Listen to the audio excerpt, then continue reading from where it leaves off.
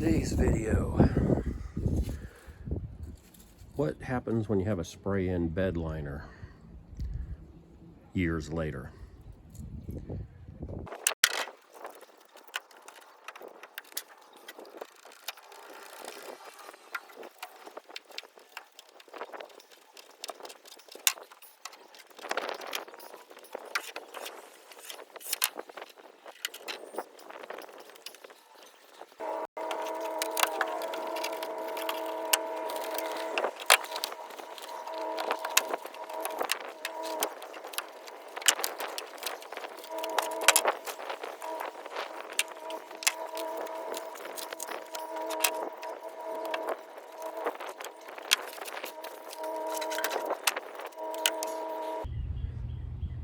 So you get the idea.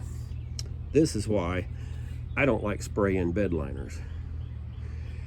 At least with the drop-in liners, you can take them out easily. You can clean out from underneath them. This stuff here, where it's stuck, is hard to get off, and then it covers things like that so you can't see it. So if you're looking at an old vehicle that has this type of bed liner in it, make sure you check it over really good. Another thing about this stuff is it's really inconsistent in the depth, the thickness. Right here, paper thin. Paper thin. Over here, it's almost 3/8 of an inch thick. And so what that lets happen is you get a scuff in this stuff from loading or whatever, and then water can get in there and start rusting from the top down.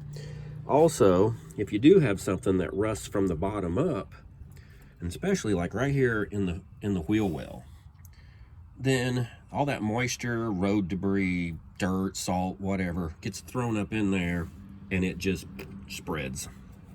So this bed is rotted out pretty good, and it's going to take me a long time to get all this stuff off, but in order to see what I have to work with and to repair it, I think it's necessary. Thanks for watching, guys.